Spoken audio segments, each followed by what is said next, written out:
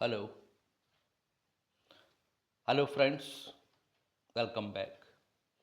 ఈరోజు మనం చాలా ముఖ్యమైన టాపిక్‌ని చర్చించుకోబోతున్నాం. వాట్సాప్‌ని ఎలా కంట్రోల్ చేయాలి? వాట్సాప్‌ని వాడకుండా ఉండటం అంత సులువు కాదు.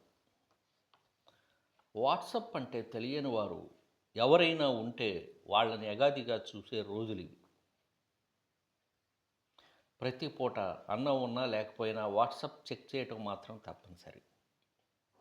అంతలా మన జీవితాల్లోకి ఈ రోజున వాట్సాప్ చొచ్చుకుపోయింది. అయితే చాలా సీరియస్‌గా ఈ అలవాటుని తగ్గించుకోవటానికి ప్రయత్నిస్తూ విఫలమవుతున్న వారు ఎందరో. మన భారతదేశంలో 535.8 మిలియన్ల మంది వాట్సాప్ యూజర్లు ప్రస్తుతం ఉన్నారు. అంతేకాదు ప్రతి ఏటా 16.6% చొప్పున ఈ సంఖ్య పెరుగుతూ పోతుంది. బంధుమిత్రుల విశేషాలు, ఆఫీసు వార్తలు, స్థానిక వార్తలు, అక్కడి దగ్గర నుంచి ప్రపంచ వార్తల దాకా ప్రతీదీ ఈ రోజున వాట్సాప్‌తో ముడిపడి ఉన్నాయి. కొన్నిసార్లు సంబంధిత గ్రూప్‌లో లేకపోతే కొన్ని ఇంపార్టెంట్ విషయాలు తెలియకపోవచ్చు మనకి. అందుచేత మనం తప్పనిసరిగా కొన్ని గ్రూపుల్లో ఉండాల్సి వస్తుంది. అందువల్ల తప్పనిసరి అవసరంగా మన జీవితాల్లో మారిపోయింది వాట్సాప్. పొద్దున్న లేవడంతోనే వాట్సాప్ చెక్ చేయడం, తర్వాత మిగతా పనులు చేసుకోవడం అనేది ఓ మానలేని అలవాటుగా పరిణమించింది. విద్యార్థులు, ఉద్యోగస్తులు, వ్యాపారస్తులు, వాళ్ళు వీళ్ళు అని లేకుండా ప్రతి ఒక్కరూ దీంతో బిజీగా ఉన్నారు ఈ రోజున. కాసేపు 5 నిమిషాలు చూసి బయటకు వచ్చేద్దాం అనుకుంటాం. కానీ ఆ వాట్సాప్‌లోని మిగతా గ్రూపుల్లో ఏముందో అనుకుంటూ రకరకాల విషయాలు చూసుకుంటూ పోతూనే ఉంటాం. తీరా టైం చూస్తే మనం అనుకున్న టైంకి వాట్సాప్‌లోంచి బయటకు రాలేం. అదే అర్థమై తల బాదుకుంటాం. కొన్నిసార్లు చాలా అర్జెంట్ పనులు కూడా చేయలేం. ఎంత సంకల్పించుకున్నా ఇలాగే జరుగుతున్నప్పుడు అర్థం అవుతుంది మనకి, మనం దానికి ఎడిక్ట్ అయిపోయామని.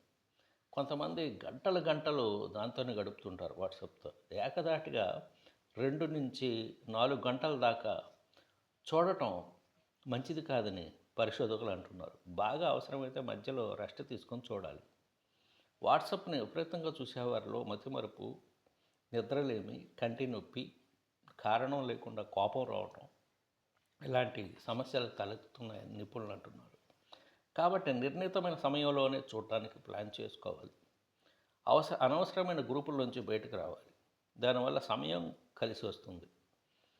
మాట్లాడితే స్టేటస్‌లు మార్చడం చేయకుండా ఉండాలి. అవి ప్రతిరోజు పెరుగుతున్న దగ్గర గురించి వాటిని ఎవరెవరు చూస్తున్నారా అని చెప్పి చూడాలనిపిస్తుంది మళ్ళీ.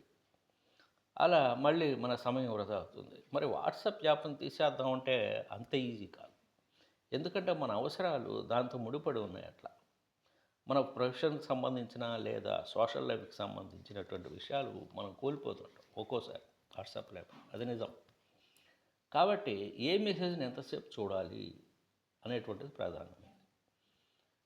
దాంట్లో క్లారిటీ ఉండాలి మనకి. అనవసరమైన వాటికి అమూల్యమైన సమయాన్ని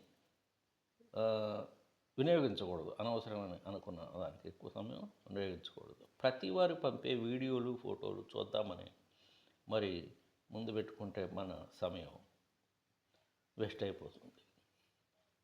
ఒక్కోసారి అన్నమాట పుస్తకాలు చదువుదాం అనుకుంటాం. ఈ వాట్సాప్‌ని చూస్తూ చూస్తూ పుస్తకాలు చదివేది కూడా మర్చిపోతుంటాం. పుస్తక పఠనం చాలా తగ్గిపోతుంది. ఎందుకంటే చాలాసేపు వాట్సాప్ చూస్తే మళ్ళీ పుస్తకం చదవాలని తెరిస్తే చదవలేం. ఎందుకంటే కళ్ళు నొప్పిలేస్తుంటాయి. మరి గమనించి చూడండి.